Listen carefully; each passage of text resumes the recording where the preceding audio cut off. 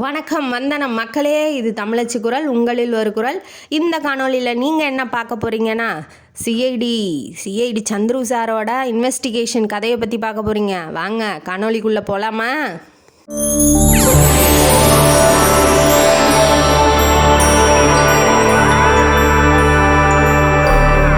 இந்த கதையோட ஆரம்பத்தில் கதையாசிரியர் நமக்கு ஒரு தத்துவத்தை சொல்கிறாப்புல. அந்த தத்துவம் என்னன்னா, மனுஷங்க ரெண்டு விதம்.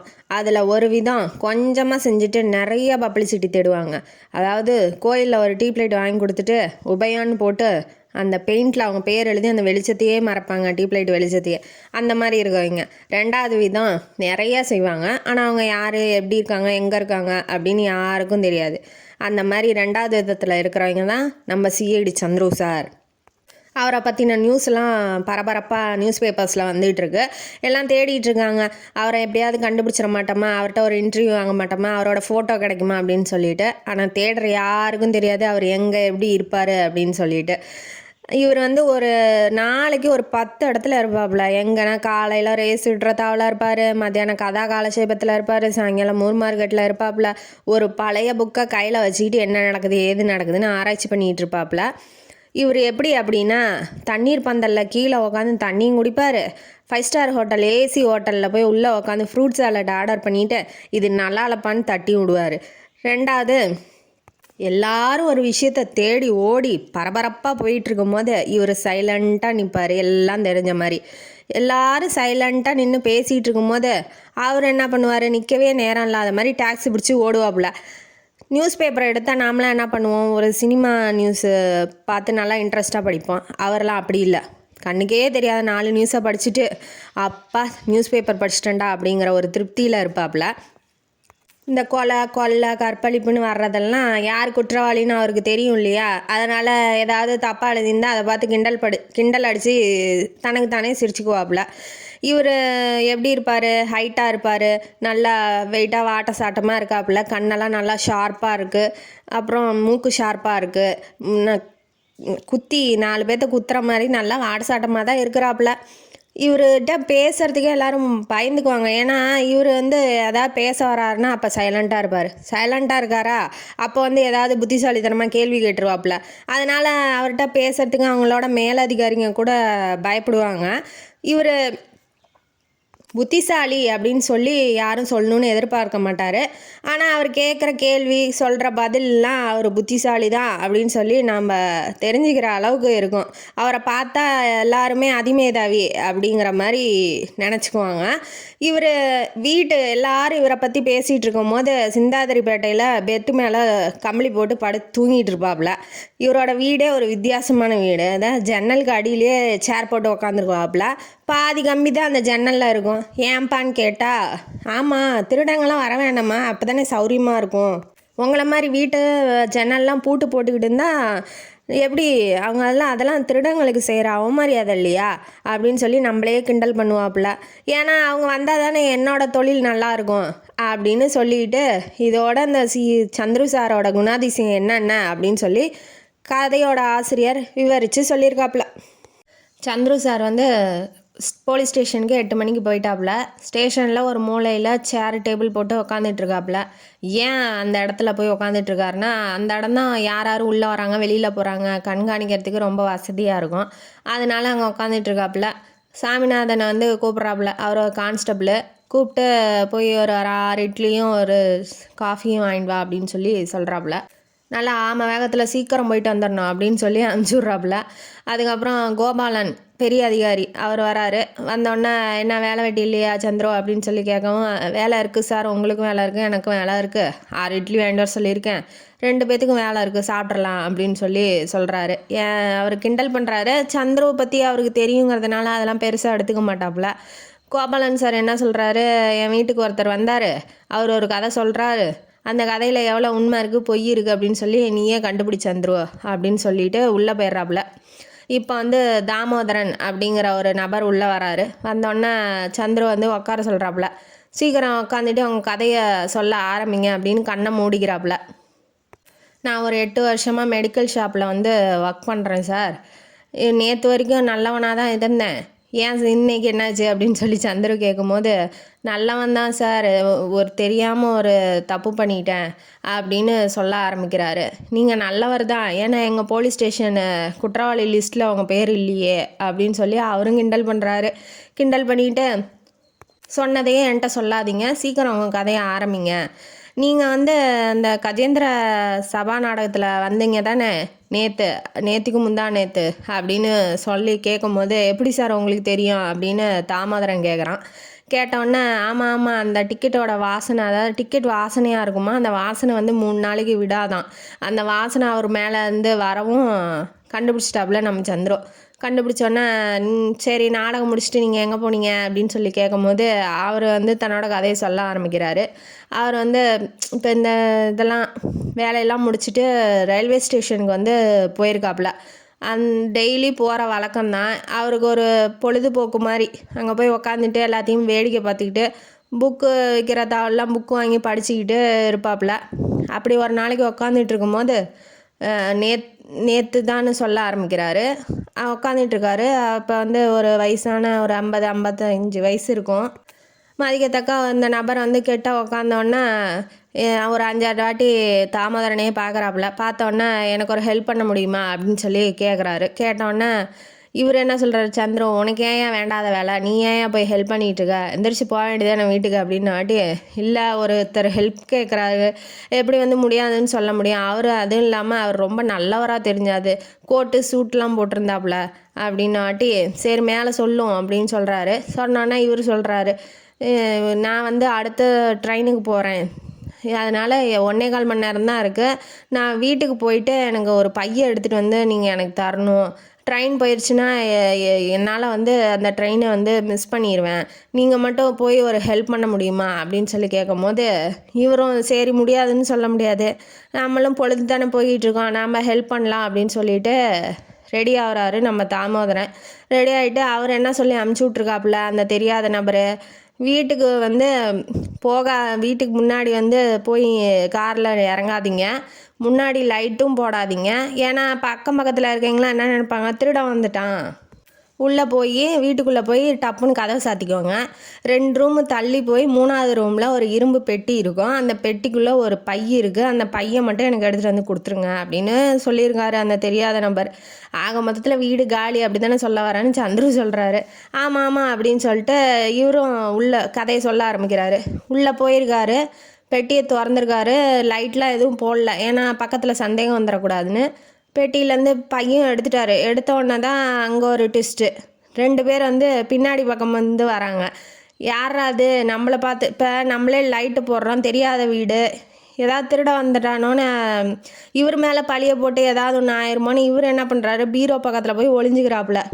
2 பேரும் உள்ளே லைட்டை போட்டுடுறானுங்க. இவனுங்க எங்கடா நம்மளை பார்த்து நம்மளை ஏதாவது அடிச்சு போட்டுருவானுங்களோ அப்படின்னு சொல்லி பயப்படுறாப்புல. பயந்தோடனே இவனுங்க என்ன பண்ணுறானுங்க, அந்த பெட்டிகிட்டே கரெக்டாக திறந்து பார்க்குறானுங்க, ஒன்றும் இல்லைங்கவும் டென்ஷன் ஆயிடுறானுங்க. வா நம்ம இந்த வீட்டை சுற்றி சோதனை பண்ணலாம், எவனா சிக்குவான், போட்டு நொறுக்கிடலாம் அப்படின்னு சொல்லி பேசிகிட்டு இருக்கான். அதில் ஒருத்தன் பேர் செல்வராஜ் அப்படின்னு சொல்கிறான். ஆனால் அந்த பேர் கரெக்டாக இல்லையான்னு சந்துரு கேட்கும்போது, அது எனக்கு தெரியல சார், நானே பயந்துக்கிட்டு இருந்தேன், எனக்கு என்ன பண்ணும் ஏது பண்ணுன்னு எனக்கு தெரியல அப்படின்னு தாமோதரன் ஒரு கதையை விட்றாப்புல. விட்டோன்னே இவனுங்க இதெல்லாம் வேண்டாத வேலை, நம்ம வேறு இடத்தாவில் போய் தேடிக்கலாம் அப்படின்னு சொல்லிட்டு லைட் ஆஃப் பண்ணிட்டு அவனுங்க போயிட்டானுங்க. இவரும் எப்போதும் போல் எல்லாம் முடிச்சுக்கிட்டு பையை எடுத்துக்கிட்டு கதவை 35 நிமிஷம் அந்த வீட்டிலே இருந்திருக்காப்புல. பையை எடுத்துகிட்டு வெளியில் டாக்ஸி பிடிச்சி அந்த பெரியவர்கிட்ட கொடுக்கலான்னு வரும்போது பெரியவரை காணோம். ரயில்வே ஸ்டேஷனில் சுற்றி முற்றியும் தேடி இருக்காரு. ஆனால் அந்த பெரியவர் எங்கே இருக்காரு, என்ன எங்கே போனார் அப்படிங்கிறதும் தெரியல. அந்த 2 பேர் வீட்டுக்கு வந்தானுங்க இல்லையா, அவனுங்க ரயில்வே ஸ்டேஷனுக்கு வந்துட்டானுங்க. எப்படி இவன் கண்டுபிடிச்சான்னா, முதுகை பார்த்துருப்பான், அதுவும் இல்லாமல் வாய்ஸ், ஒருத்தன் குட்டையாக இருந்திருக்கான், ஒருத்தன் ஹைட்டாக இருந்திருக்கான். வாய்ஸ் ஒருத்தனுக்கு நார்மலு, இன்னொருத்தனுக்கு கர்ஜிக்கிற மாதிரி ரொம்ப ஹார்டான வாய்ஸு. அதை வச்சு நான் கண்டுபிடிச்சிட்டேன் அப்படின்னு தாமோதரன் சொல்கிறாப்புல. யாருக்கிட்ட, நம்ம சிஐடி சந்துரு சார்கிட்ட சொல்கிறாப்புல. அந்த பையோட 3-4 ட்ரெயின் பாஸ் ஆகி போயிடுச்சு. அந்த பெரியவரையும் ஆளை காணோம் அப்படின்ன வாட்டி அவங்க கண்ணில் படாத மாதிரி இவங்க வீட்டுக்கு போயிடுறான். பீரோவில் வச்சுட்டு பூட்டிட்டு தூங்கிடுறான். காலையில் எழுந்திரிச்சு பார்த்தா பீரோ வந்து திறந்துருக்கு. ஆனால் அந்த பீரோவில் இருந்ததை யாரோ எடுத்துகிட்டு போயிருக்காங்க. பணம் நகையெல்லாம் அப்படியே தான் இருக்குது. அந்த துணி பையை மட்டும் எடுத்துகிட்டு போயிருக்காங்க. என்ன அப்படின்னு யார் எடுத்துகிட்டு போனாங்கன்னு சொல்லி தான் சார் உங்கள்கிட்ட கம்ப்ளைண்ட் பண்ண வந்திருக்கேன் அப்படின்னு சொன்னோன்னே சந்திரன் என்ன சொல்கிறாரு, விட்டுச்சு சாணியான்னு போவியா, ஏன்டா இதெல்லாம் வந்து கம்ப்ளைண்ட் பண்ணிகிட்டு இருக்க அப்படின்னு சொல்கிறாப்புல. சார் நாளைக்கு அந்த பெரியவர் வந்து கேட்டால் நான் என்ன சார் பதில் சொல்கிறது அப்படின்னு சொல்கிறான். சொன்னோன்னே ஆமாடா தங்கம், நீ உன்னை வந்து பத்திரமா எடுத்துகிட்டு வர சொல்லியிருக்கான், நீயும் பத்திரமா எடுத்துகிட்டு வந்து கொடுத்தேன்னு நிரூபிக்க போகிற. அடா ஏன்டா டே போய் வேலையை பாடுறா அப்படின்னு சொல்கிறாப்புல. இது ஏன் கருத்து, அவர் சொல்ல போய் வேலையை பாருன்னு தான் சொல்கிறாரு. இப்போ வந்து அவர் வந்து கேட்டால் என்கிட்ட கூட்டிகிட்டு வா, நான் பேசிக்கிறேன், வீடு முதல்ல உன்னோட தான் முதல்ல கேட்பேன். அந்த கேள்வியிலே அவன் ஓடிடுவான். என்ன சார் சொல்கிறீங்க, அப்போ அந்த வீடு அவனோடது இல்லையா? டே அது 2 அண்ணன் தம்பிக்குள்ளே நடுவில் இருக்க பிரச்சனையில் அந்த வீடு வந்து காலியாக கிடக்குடா. அந்த வீட்டில் வந்து 3 மாதம் ஆச்சு, யாரும் குடியிருக்க வரல. அந்த வீட்டில் வந்து ஓனர் சொல்லி உன்னை வந்து ஒருத்தன் ஏமாத்திருக்கான். நீ என்னடா நீ பண்ணுறது எல்லாமே தப்புடா. முதல்ல யார் என்னன்னு அவன் பேரையாவது கேட்டிருக்கணும். இல்லை ட்ரெயினுக்கு போகிறேன் வேலை இருக்குன்னா மூட்டை முடிச்சு துணிப்பையெல்லாம் இருக்கான்னு பார்த்துருக்கணும். அதுவும் இல்லைங்கிற. இல்லை எடுத்துகிட்டு வர சொன்னானே அந்த பையில் உள்ள என்ன இருக்குன்னாது பார்த்துருக்கணும். இந்த மாதிரி எதுவுமே பண்ணாமல் இவ்வளோ தப்பு பண்ணி வச்சுருக்கா. நீ என்ன பண்ணியிருப்பேன்னு நான் சொல்லிட்டா? அந்த பையை எடுத்துகிட்டு போய் அசால்ட்டாக சமயக்கட்டில் வச்சிருப்ப, அவங்க வீட்டில் அசால்ட்டாக போய் தூங்கியிருப்ப. அதை யாரோ எடுத்துகிட்டு போயிட்டாங்க. இப்போ வந்து கம்ப்ளைண்ட் பண்ண வந்திருக்க அப்படின்னு சொன்னோன்னே இல்லை சார் அப்படிலாம் இல்லை சார் அப்படின்னு சொல்கிறாப்புல. சொன்னோன்னே சரி நீ போயிட்டு வா அப்படின்னு அமுச்சு விட்றாங்க. அந்த பெரிய ஆஃபீஸர் வந்து கேட்கும்போது என்ன சந்திரம் எவ்வளோ உண்மை இருக்குது எவ்வளோ பொய் இருக்குது அப்படின்னு சொல்லி கேட்கும்போது இதெல்லாம் ஒரு இதாக சார் கேஸா சார், இந்த கேஸு இவர் நல்லவராக தான் தெரியுது, இவர் சொல்கிற கதையும் நம்புற மாதிரி தான் இருக்குது, கச்சிதமாக டைம்லாம் சொல்கிறாப்புலையே. ஆனால் இந்த கேஸ் வந்து பெரிய கேஸோட ஆரம்பம் மாதிரி இருக்குது சார் அப்படின்னு சொன்னோன்னா சரி இது முடிஞ்சிருமா, இது முடிச்சிடலான்னு சொல்லிடலாம் சார் அப்படின்னு சொல்லிட்டு நம்ம சந்திர வீட்டுக்கு கிளம்புறாப்புல. வீட்டில் போய் மேலே ரூமில் போய் பார்த்தா எல்லாம் டேபிளில் பேப்பர் வச்சுருந்தாரு, அதெல்லாம் களைஞ்சி போய் கிடக்கு. ட்ராலாம் இழுத்து அந்த டேபிள் ட்ராலாம் இழுத்து கீழே கிடக்குது. யாரோ வீட்டில் வந்து அட்டூழியம் பண்ணிட்டு போன மாதிரி இருக்குது. உடனே கீழே இறங்கி வந்து வீட்டுக்காரம்மாவோட பொண்ணு 2 பேர், ஒன்று சம்பா ஒன்று பத்மா. இந்த சம்பாட்ட கூப்பிட்டு கேட்குறாப்புல, நான் என் வீட்டுக்கு யாராவது வந்தாங்களா அப்படின்ன வாட்டி இல்லை சந்திரம் யாருமே வரலையே அப்படின்னு சொல்கிறா. அவள் சின்ன பொண்ணு தான், சும்மா விளாட்டா சுட்டித்தனமாக சொல்லிக்கிட்டு இருப்பா. சரி நான் மேலே போய் எல்லாம் சரி பண்ணிகிட்டு இருக்கேன், யாராவது வந்து என்னை கேட்டால் இல்லைன்னு சொல்லிடு அப்படின்னு சொல்லிட்டு போகிறாப்புல. அதே மாதிரி ஒரு 2 பேர் வராங்க ஜோடியாக. அதில் வந்து அந்த பொண்ணு பேர் வந்து இந்திரா, பையன் பேர் வந்து நாராயணன். 2 பேரும் வராங்க. அந்த இந்திரா பொண்ணு ரொம்ப அழகாக இருக்குது. பத்மா வந்து பார்த்துட்டு ஐயோ என்ன இவ அழகாக இருக்கா அப்படின்னு சொல்லி பொறாமப்படுறா. உடனே சந்துரு சாரை பார்க்கணுன்ன வாட்டி சம்பா என்ன சொல்லிட்டா, அவர் இல்லை அவர் வேலையாக இருக்க வெளியில் போயிட்டாருன்ன வாட்டி இல்லை இன்றைக்கி பார்த்தே ஆகணும் அப்படின்ன வாட்டி பத்மா என்ன சொல்லி அமுச்சு விட்ருக்கா, இந்த மாதிரி அழகான பொண்ணு இருந்தால் அவரே கீழே இறங்கி வந்து வரவேற்றுட்டு போவார், நீ போய் கூப்பிடு அப்படின்னு சொல்லி சம்பாவை அமுச்சு விட்டானே. அதை போய் அப்படியே அவள் சொல்ல, பத்மாவை நான் அப்புறம் கவனிச்சிக்கிறேன், அவங்கள மேலே அமுச்சு விடு அப்படின்னு சொல்லி சந்துரு சொல்கிறாப்புல. சொன்னோன்னே இவங்க 2 பேர் மேலே போகிறாங்க. இந்த மாதிரி ரூமெல்லாம் அலங்கோலமாக கிடக்கிறத பார்த்துட்டு இன்னும் நாங்கள் தப்பான டயத்தில் வந்துட்டோம்மா அப்படின்னு கேட்டோன்னே சந்திரு சொல்கிறாரு, இல்லை உங்களுக்கு தான் உட்காந்து பேசுகிறதுக்கு கஷ்டமாக இருக்கும், சரி நீ என்ன விஷயமா வந்தீங்க அப்படின்னு கேட்கும்போது எனக்கு எங்கள் சித்தப்பாவை பற்றி கவலையாக இருக்குது. அதாவது இது வந்து பணக்கார பொண்ணு. அந்த நாராயணன் 2 பேரும் இவங்க 2 பேர் காலேஜ்லேருந்து பழக்கம். நாராயணன் வந்து சொல்ல ஆரம்பிக்கிறான், நீ வந்து கஷ்டத்தில் இருக்க அதனால் நானே சொல்கிறேன் அப்படின்னு சொல்லும் போது சொல்லுங்கள் உங்கள் கவலையெல்லாம் உட்காந்து சொல்லுங்கள், நின்றுட்டு சொன்னாலும் குறைய போகிறதில்ல, உட்காருங்க அப்படின்னு சொல்லி உட்கார வச்சுட்டு கதையை கேட்க ஆரம்பிக்கிறாப்புல. நம்ம இந்திரா வந்து சொல்கிறாப்புல, எங்கள் சித்தப்பா ரொம்ப நல்லவர், ரொம்ப அன்பானவர், நைட்டு படுத்தா காலையில் தான் எழுந்திருப்பாப்புல, எங்கள் அண்ணன் கணேசங்கிட்டையும் ரொம்ப நல்லா பேசுவாப்புல, ஆனால் இப்போல்லாம் எரிஞ்செறிஞ்சு விழுகிறாரு, எதுக்கு எடுத்தாலும் கோவப்படுறாரு, நைட்டெல்லாம் தூங்க மாட்டேங்கிறாரு, ஒலாத்திக்கிட்டே இருக்கிறாரு அப்படின்னு அவள் சொல்ல உடனே ஏன் எதனால் ஒலாத்துறாரு அப்படின்னு சொல்லி யோசிக்கிறாப்புல. யோசித்த உடனே ஒரு ஃபோன் கால் வருது. ஃபோன் கால் வந்தோடனே ஃபோன் அட்டன் பண்ணுறாப்புல. என்ன இந்த மாதிரி இந்த விஷயம்லாம் உனக்கு தேவையில்லாது, அந்த துணிப்பையை காணன்னு ஒருத்தன் கம்ப்ளைண்ட் கொடுக்க வந்தான் இல்லையா, அவன் கேஸையும் எடுக்கக்கூடாது. இப்போ வந்து 2 முட்டாளுங்க பேசிகிட்டு இருக்காங்க பார்த்தியா, அவங்க கேஸையும் எடுக்கக்கூடாது, இல்லைன்னா உனக்கு எமன் தான் கால் பண்ணுவான் அப்படின்னு சொல்லி சொன்னோடனே, ஓ அப்படியா, அவரும் எனக்கு ஒரு ஃப்ரெண்டு தான், பரவாயில்ல கால் பண்ணால் பண்ணிட்டு போகுதுன்னு அந்த காலை ஏதோ ஓரளவுக்கு சமாளித்து பேசிட்டு ஃபோனை வச்சிட்றாப்புல. இப்போ அடுத்தது அந்த இந்திரா பொண்ணு சொல்ல ஆரம்பிக்குது. எங்கள் சித்தப்பா வந்து ஒரு இரும்பு பெட்டி வச்சுருந்தாரு, அதில் ஒரு துணிப்பை இருந்துச்சு, அந்த துணிப்பையை காணோம். எங்கே பார்த்தாலும் இந்த பையை தான் காணோம், அந்த பைக்குள்ளே என்ன இருக்குன்னு தெரியலையே, இந்த துணிப்பையை காணோன்னு சொல்லி எரிஞ்சு உழுவுறாப்புல. அந்த துணிப்பை எங்கே இருக்குன்னு கொஞ்சம் கண்டுபிடிச்சி சொல்லுங்களேன் சந்துரு சார் அப்படின்னு அவள் கேட்டவுடனே, சரிம்மா சரி வா, நான் உங்கள் சித்தப்பாவும் பார்த்துட்டு உங்கள் வீட்டையும் பார்த்துட்டு வரேன் அப்படின்னு சொல்லி இப்போ 3 பேரும் கிளம்பி கீழே வராங்க. கீழே வந்தோன்னே சந்துரு வந்து சம்பாக்கிட்ட நான் வெளியில் போகிறேன், யார் வந்தாலும் இல்லைன்னு சொல்லிடு அப்படின்னு சொல்லிட்டு கிளம்புறாங்க. யார் வீட்டுக்கு? இந்திரா வீட்டுக்கு. கார் வந்து வீட்டு வாசல் முன்னாடி ஜம்முன்னு வந்து நிற்கிது. அதில் போய் சந்திரவும் இந்திரா நாராயணன் 3 பேரும் ஏறுறாங்க. நாராயணன் முன் சீட்டு, சந்திர இந்திரா பின்னாடி சீட்டில் உட்காந்துட்டு இருக்காங்க. இப்போ வந்து டிரைவரை பார்த்துட்டு உன்னை நான் எங்கேயோ பார்த்த மாதிரி இருக்கேன்னு சந்துரு கேட்குறாரு. நீ கந்தப்பன் தானே அப்படின்னு சொல்லும்போது, நான் கண்ணையன் கந்தப்பன் இல்லை, நான் இந்த பக்கம் வந்ததே இல்லை, என்னை பார்க்கவும் உங்களுக்கு சான்ஸே இல்லை அப்படின்னு சொல்கிறாப்புல. சொன்னோன்னே ஆமாம் கந்தப்பனா இருந்தால் தான் கஷ்டம், ரேடியோ மாதிரி ஊரெல்லாம் போய் நம்ம பேசுறதுலாம் சொல்லி வச்சுருவான் அப்படின்னு ஒரு பிட்டை போடுறாரு. ஏன் எதுக்குன்னெலாம் தெரியல, கதையில் பின்னாடி பார்த்துக்கலாம். இப்போ இந்திரா வந்து வீட்டில் இருக்கிறவங்கள பற்றி சொல்லுன்னு சந்திர கேட்கவும் சொல்ல ஆரம்பிக்கிறா. அதுக்கு முன்னாடியே வந்து ஏன் சித்தப்பாவுக்கும் நாராயணனுக்கும் ஆகாதா, ஏன்னா நீ வந்து பார்க்க வரும்போது சித்தப்பாவும் அவன் கூடயே வந்திருக்கலாம், ஆனால் அவர் வரல அப்படின்னு வாட்டி. ஆமாம் நீங்கள் சொல்கிறது உண்மைதான், அவருக்கு எங்கள் லவ்வும் பிடிக்கல, நான் அந்த வீட்டு பக்கமே வரக்கூடாது, வந்தால் அவ்வளோதான் காலை வெட்டி எடுத்துருவேன்னு சொல்லிட்டாப்புல அப்படின்னு சொல்கிறாரு நாராயணன். பங்களா என்னமோ பெருசாக தான் இருக்குது, ஆனால் அதில் உள்ள நபர்கள்லாம் கம்மி தான் அப்படின்னு இந்திரா வந்து சொல்ல ஆரம்பிக்கிறா. முதல்ல சித்தப்பாவை பற்றி சொல்கிறா. வெளிநாட்டிலேருந்து வந்திருக்காரு, அவர் நிறைய பணம் சம்பாரித்து இங்கே வந்து தொழில் தொடங்கி நல்லா தான் இருந்தார், அந்த துணிப்பையை காணங்கிறதுனால தான் இப்படி ஆயிட்டாரு அப்படின்னு சொல்கிறா. அப்புறம் அவங்க அப்பா அவங்க சித்தப்பா எல்லாத்துக்கும் 2 ஒய்ஃபாக நல்லா வாழ்ந்துருக்காங்க பாருங்கள். அவரோட சம்சாரத்து பையன்தான் அவங்களோட அண்ணன், அதாவது இந்திராவோட அண்ணன் கணேசன். அந்த மாதிரி வேறுபாடெலாம் இல்லை, வெறுக்கிறதுலாம் இல்லை, ரொம்ப பாசமாக தான் இருக்கிறாங்கன்னு சொல்கிறா. அடுத்தது 2வது சம்சாரத்தோட பொண்ணு தான் இந்திராவா. இப்போ வந்து சித்தப்பாவுக்கு வரலாம். சித்தப்பாவுக்கு சம்சாரம் ஆக்சிடெண்ட்டில் இறந்து போயிடுச்சு. 2வது சம்சாரம் தான் திலகவதி. அந்த அம்மாவுக்கும் இந்திராவுக்கும் வந்து 7 வயசு தான் டிஃப்ரெண்ட்டு. வயசானவங்களை கட்டிக்கிட்டோமே அப்படின்லாம் வருத்தம்லாம் படப்பட ஜாலியாக இருக்கா, எங்கேயும் பார்த்தாலும் கலகலப்பாக இருப்பா, நல்லா பாட்டு கச்சேரி எல்லாத்துக்கும் சுற்ற ஆரம்பிக்கிறா. அதான் பணம் இருக்குல்ல, அதனால் அவள் எந்த காலமும் இல்லாமல் ஜாலியாக இருக்கா.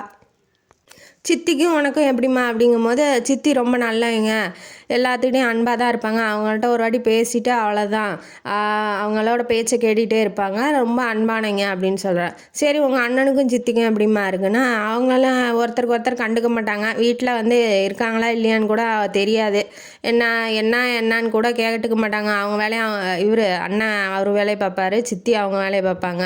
இது என்னமோ பொய் சொல்கிற மாதிரி இருக்கே, ஏன் இது வரைக்கும் சண்டையே வந்தது இல்லையா அப்படின்னு வாட்டி அவள் சொல்ல ஆரம்பிக்கிறா. ஆமாம் ஒரு வாட்டி வந்துச்சு, அதாவது திலகவதி என்ன பண்ணியிருக்கா, அவங்க அப்பாவை கூட்டிகிட்டு வந்து வீட்டில் உட்கார வச்சோன்னா இங்கே தான் இருக்கிற மாதிரி செட்டில் ஆனவுடனே இது வந்து கணேசனுக்கு பிடிக்கல, அதனால் சண்டை போட்டிருக்கான். நீ என் சொத்தை பிரித்து கொடு, நான் கிளம்பிக்கிறேன், இந்த மாதிரிலாம் இருந்தால் நான் வந்து இருக்க முடியாது அப்படின்னு சொன்னோன்னே கையில் காலில் விழுந்து மாமனாரை வந்து சித்தப்பா வந்து அமுச்சு விட்டாப்புல, பணம் கொடுத்தா அமுச்சிருப்பாரு. அதுலேருந்து அன்னிக்கும் அண்ணனுக்கும் சித்திக்கும் அண்ணனுக்கும் வந்து ஆகாது, என்னான்னு கூட கண்டுக்க மாட்டாங்க அப்படின்னு சொல்கிறா. சொன்னோன்னே அடுத்தது வீட்டில் வேலைக்காரங்களாம் யாராவது இருக்காங்களாம்மா போது, சமயக்காரன் ஒருத்தன் இருக்கான், அவர் ரொம்ப நல்லவர், தப்பெல்லாம் பண்ண மாட்டார், அந்த மாதிரி கெட்ட வேலையெல்லாம் செய்வார், ரொம்ப விசுவாசமானவர், உயிரே கொடுப்பாரு அப்படின்னு சொல்கிறா. அடுத்தது ஒரு எடுபடி இருக்கான், அவன் வந்து திருடனாவே பயந்து 10 கிலோமீட்டர் ஓடிடுவான். இன்னொருத்தன் இந்த டிரைவர் கண்ணையன். இப்போ சித்தப்பாவோட மாமனார் இருக்கார்ல, அவரை பற்றி கேட்குறாப்புல. அவர் எப்படிம்மா, அவர் வந்து நல்லவரா அப்படின்னு கேட்கும்போது, அவரை பார்த்தாலே பிடிக்காதுங்க, அவர் எந்த வேலை வெட்டிக்கும் போக மாட்டார், யாரையுமே நம்ப மாட்டார், அவர் மகளை தவிர, அவர்கிட்ட போய் பேசணுன்னு கூட யாருமே நினைக்க மாட்டாங்க.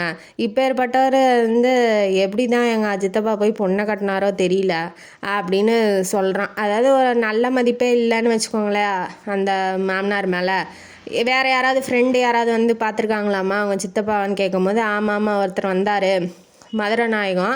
அவர் வந்து எங்கள் சித்தப்பா வீட்டில் இப்போ இங்கே தான் இருக்கார் பங்களாவில் 20 நாளாக தங்கி சித்தப்பாவை பார்த்துக்கிறாப்புல அப்படின்னு சொன்னோன்னே மதுரநாயகம் எப்படிம்மா அப்படின்னா முன்ன பின்ன வந்திருக்காரா இதுதான் ஃபஸ்ட் டைமா அப்படின்னு கேட்கும்போது இல்லை இதுதான் ஃபஸ்ட் டைமு ஆனால் சித்தப்பா போய் பார்த்துருக்காரு அவரை ஊரில் இங்கே வந்து செட்டில் ஆகிட்டாப்புல ரொம்ப பணக்காரரு அவருக்கு வந்து என்னை கல்யாணம் பண்ணி வைக்கணும்னு இப்போ பிளான் போட்டுட்ருக்காங்க.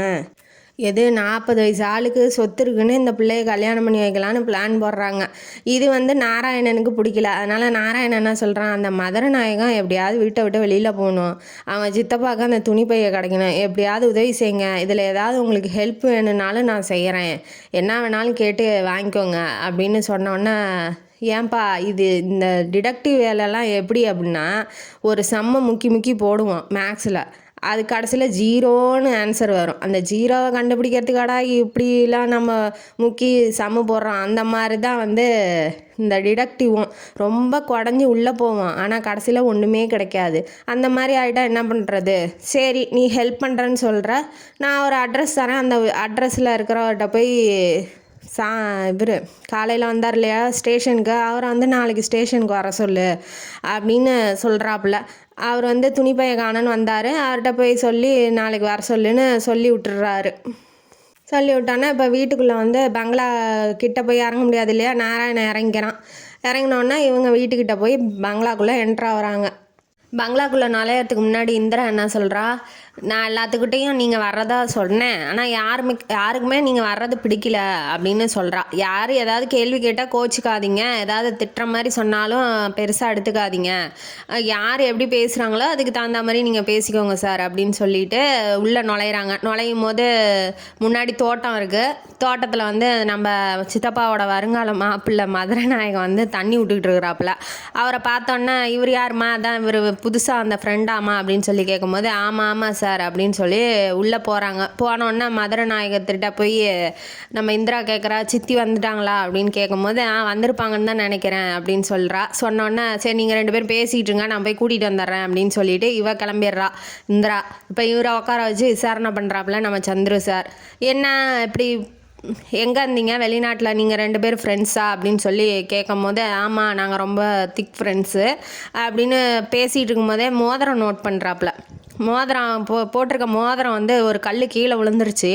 இந்த மோதிரம்லாம் தாய்லாண்டில் தானே பண்ணுவாங்க எப்படி உங்களுக்கு இது கல் திரும்ப கிடைக்கணுன்னா கஷ்டமாச்சே நீங்கள் திரும்ப தாய்லாண்டுக்கு போகிறீங்களா இல்லை கொடுங்க என்கிட்ட கொடுங்க எனக்கு தெரிஞ்ச ஒரு நபர் இருக்காப்புல அவர்கிட்ட கொடுத்து நான் சரி பண்ணி தரேன் அப்படின்ன வாட்டி அவர் மோதிரத்தை கழட்டி பைக்குள்ளே போட்டுக்கிட்டு அதெல்லாம் ஒன்றும் வேணாம் நானே சரி பண்ணிக்கிறேன் என் ஃப்ரெண்டு கொடுத்தது அதனால் நான் பத்திரமா வச்சுக்குவேன் நான்லாம் வந்து யாருக்கிட்டையும் தரமாட்டேன் அப்படின்னு சொல்லி பேக்கெட்டில் போட்டுக்கிறாப்புல. போட்டுக்கிட்டோன்னா என்ன உங்கள் ஃப்ரெண்டு உண்மையிலே வந்து பைத்தியம் ஆயிட்டாரா இல்லை துணிப்பை உண்மையாக இருந்துச்சு அப்படின்னு சொல்லி கேட்கும்போது அவன் என்ன சொல்கிறான் அதெல்லாம் ஒன்றும் இல்லை சார் அந்த வெளிநாட்டில் இருக்கும்போதே அவன் அப்படி தான் இருந்தான் இப்போ வந்து கொஞ்சம் நல்லா இருந்தான் இப்போ துணிப்பையை காணோன்னு சொல்லி பிரம்ம பிடிச்ச மாதிரி ஆயிட்டான் அந்த துணிப்பையெல்லாம் ஒன்றுமே இல்லை சார் அதெல்லாம் வெறும் கற்பனை அப்படின்னு சொல்லிகிட்டு இருக்கான். உடனே அந்த சித்தி வர்ற சவுண்டு கேட்டோடனே சார் வந்து எந்திரிச்சு கிளம்பிடுறாப்புல. கிளம்புனோடனே யார் இவன் மதுரநாயகம் மருமக கிளம்பிடுறாப்புல. இப்போ வந்து அவங்க சித்தி வந்து உக்காந்தோன்னே அவங்க சித்தியை பார்க்குறாரு. அவள் எப்படி லுக்கு விட்றானா இவன்னா பிச்சைக்கார பையன் வந்து உக்காந்துட்டு இருக்க மாதிரி அவள் பணக்காரி இல்லையா அந்த பணக்கார திமிரோட அவள் பேசுறது நடக்கிறது பாவனைகள் முக பாவனை எல்லாம் வந்து அப்படி இருக்கிறதுனால அவர் வந்து அதெல்லாம் ஒரு பொருட்டே பண்ணிக்கல. மறைக்கிறாப்புல நம்ம சந்திரம் என்ன என்கிட்டே வா அப்படின்னு சொல்லிட்டு அப்புறம் இந்திராவை போய் நீ போய் வேலை இருந்தால் பாருமா நான் பேசிக்கிறேன் இவங்கள்ட்ட அப்படின்ன வாட்டி என்ன துணிப்பையை காணுங்கிறாங்க உங்கள் ஹஸ்பண்டோடது என்ன சொல்கிறீங்க அப்படின்ன வாட்டி அதெல்லாம் ஒன்றும் இல்லை சார் அந்த துணிப்பையெல்லாம் காணா போச்சு உண்மைதான் இந்திரா வந்து தேவையில்லாமல் உங்களை கூட்டிகிட்டு வந்து உட்கார வச்சுட்டு இருக்கா திரும்ப கிடச்சிச்சு சார் உங்கள் உதவியே தேவையில்ல அதையும் அவள்கிட்டே சொல்லியிருக்கலாமே கூட்டிகிட்டு வர வேணான்னு என்கிட்ட சொல்கிறீங்கன்னு கேட்கும் போது இல்லை அவள் வந்து சொல்ல முடியாது அவங்க சித்தப்பா வந்து சொல்லக்கூடாதுன்னு சொல்லிட்டாப்புல அதனால் வந்து நான் சொல்லலை. சரி உங்கள் அப்பாவை பற்றி சொல்லுங்கள் அவங்க அப்பா பேர் வந்து பஞ்சநாதன் அவன் பஞ்சநாதன் அவரை பற்றி சொல்லுங்க அப்படின்னு சொல்ல மாட்டி, இப்போ எங்கள் அப்பா விசாரிக்க வந்திருக்கியா இல்லை துணிப்பையை விசாரிக்க வந்திருக்கியா, போய் அவன் வேலையை பாரியா அப்படின்னு சொல்லிட்டு அந்த அம்மா எந்திரிச்சு போயிட்டாங்க. போனோடனே அடுத்தது வந்து நம்ம சித்தப்பா தான் இருக்காப்புல. வாமா நான் என்னையே உங்கள் சித்தப்பாட்ட கூட்டிகிட்டு போமா அப்படின்னு சொல்லி இந்திரா வந்து சித்தப்பா இருக்கிற ரூமுக்கு கூட்டிகிட்டு போகிறாரு. இந்த சந்துரு என்ன பண்ணுறாப்புல, வாசப்படியிலே நின்றுக்கிறாரு. ஏன்னா பைத்தியங்கிறாங்க, தூக்கி அடிச்சிருச்சுன்னா வச்சுக்கோங்க, இல்லை சம்மந்தமே இல்லாமல் திட்டி விட்டுட்டாங்கன்னா என்ன பண்ணுறது, ஒரு மாதிரி பிஹேவ் பண்ணுவாங்களே. அதனால் நின்றுட்டு இருக்கும் போதே அவர் என்னங்கிறாரு, டென்ஷனில் கத்திகிட்டு இருக்கிறாப்புல. இவரை பார்த்தோன்னே கொஞ்சம் வந்து டென்ஷன் கம்மி பண்ணிவிட்டு கட்டில் மேலே எழுந்திரிச்சு உக்காடுறாரு. உக்காந்தோடனே இவர் உள்ளே போனோடனே, என்ன ஒரு துணிப்பையை பற்றி விசாரிக்கலான்னு வந்தேன், என்ன காணுமா அப்படின்னு சொல்லி கேட்கும்போது, ஆமாம் காணா போனது உண்மை தான், ஆனால் நீ போலீஸ், நீ ஒன்று எனக்கு ஹெல்ப் பண்ண வேணாம், நானே கண்டுபிடிச்சிக்கிறேன் அப்படின்னு அவர் சொல்கிறாரு. கீழே குமிஞ்சி ஷூலேஸை கட்டுற மாதிரி கட்டுறாப்புல. அடியில் ஒரு ஷீட்டு சும்மா துண்டு காகிதம் கிடக்கு, துண்டு பேப்பர் கிடக்கு. அதை எடுத்து அப்படியே அந்த கர்ச்சீப்புக்குள்ளே மடித்து வச்சு உள்ளே பேக்கெட்டுக்குள்ளே போட்டுக்கிட்டு, இனிமேட்டு இங்கேருந்து அவன் நம்மளை அடித்தாலும் அடிச்சிருவான், சரி சார் வேணான்னா பரவாயில்ல, ஆனால் இந்திரா ஹெல்ப்பு கேட்டிருக்கா, அதனால் நான் கொஞ்சம் ஹெல்ப் பண்ணிட்டு தான் போவேன் அப்படின்னு சொல்லிட்டு இவர் கிளம்பிடுறாரு. கிளம்புனோன்னா இப்போ வந்து கடைசி ஆள் யார், நம்ம இந்திராவோட அண்ணன் கணேசன் மட்டும்தான் இருக்கார். அதுக்கு வந்து அந்த சமயக்காரன் வந்தோடனே டீ கொடுக்கறதுக்கு வரான் சந்துரு சாருக்கு. அப்படியே கேட்குறாப்புல, எங்கே அவங்க அண்ணன், அவரை மட்டும் விசாரிச்சிட்டேன்னா நான் கிளம்பிடுவேன் அப்படின்ற சொல்லும் போது, இவர் அந்த சமயக்கார பேர் வந்து அண்ணாமலை. இவர் வந்து வாங்க, அவர் எங்கே இருக்காருன்னு தெரியாது, ரூமு அங்கே இருக்குது, வாங்க ரூமில் இருக்காரா பார்க்கலாம் அப்படின்னு சொல்லி கூட்டிகிட்டு போகும்போது ரூமு ஃபுல்லாக இருட்டாக இருக்குது, ஒரே ஒரு விளக்கு தான் இருக்குது. இப்போ லைட்டை வந்து போடுறேன், நீங்கள் கட்டில் மேலே உட்காருங்கும் போது உட்கார்றாப்புல. ஆனால் நம்ம கணேசன் வந்து கீழே மயக்கத்தில் கிடக்குறாரு. உடனே வந்து நீ போய் தண்ணி எடுத்துருவான்னு அனுப்பிச்சி விட்டுறாப்புல. அண்ணாமலை வந்து போயிடுறான். போனோடனே இவர் என்ன பண்ணுறாரு, அந்த வெளிச்சம், அந்த விளக்கு வெளிச்சம் இருக்கு இல்லையா, அதுலேயே வந்து அந்த சீட்டில் என்ன எழுதியிருக்கு அப்படின்னு சொல்லி படிக்கிறாப்புல. சந்துரு வந்து அவங்க வீட்டுக்கு வந்து தேடி வரப்போகிறான், ஜாக்கிரதையாரு அப்படின்னு சொல்லி இருக்கு அந்த சீட்டில். அதை படிச்சுட்டு வந்து கசக்கி பேக்கெட்டுக்குள்ளேயே எப்போதும் போல் அந்த மாதிரியே வச்சுக்கிறாப்புல. வச்சுக்கிட்டோன்னே இவனை எழுப்புறதுக்காக தண்ணி எடுத்துகிட்டு வந்துட்டான். சமயக்காரன் வர சத்தம் கேட்டோடனே தண்ணி எடுத்து எழுப்பி விட்றான். இப்போ சந்திர என்ன விசாரிக்க போகிறாரு, இல்லை இவன் என்ன பதில் சொல்ல போகிறான், இவன் ஏன் மயங்கி கிடக்குறான், இப்போ அந்த துணிப்பை இருக்கிறது உண்மையாக பொய்யா, ஏன்னா சித்தி என்னங்கிறா, போணுச்சு காணா போச்சு ஆனால் கண்டுபிடிச்சிட்டோங்கிறா. அவன் அந்த மதுரநாயகன் என்னங்கிறான், அந்த ஃப்ரெண்டு இந்த மாதிரி துணிப்பையே இல்லை அவருக்கு பிரம்ம பிடிச்சிக்கிச்சு அப்படி பேசிகிட்டு இருக்காருங்கிறான். இவரை கேட்டால், அந்த சித்தப்பா கேட்டால் என்ன சொல்கிறாரு, இந்த துணிப்பை இருந்தது உண்மை, காணா போயிடுச்சு, ஆனால் நீ கண்டுபிடிக்க வேணான்னு சொல்கிறாரு. இப்போ இதில் எது உண்மை எது பொய் எல்லாம் மண்டைக்குள்ளே போட்டு நம்ம சந்துரு சார் இன்வெஸ்டிகேஷன் ஆரம்பிக்க போகிறாரு. மீதி கதை என்னன்னு அடுத்த காணொலியில் பார்க்கலாம். இந்த காணொலி உங்களுக்கு பிடிச்சிருந்தா லைக் பண்ணுங்கள், ஷேர் பண்ணுங்கள், சப்ஸ்கிரைப் பண்ணுங்கள். உங்கள் கமெண்ட்ஸை என் கமெண்ட் பாக்ஸில் போடுங்க, நான் படித்து பார்க்குறேன். நன்றி மக்களே.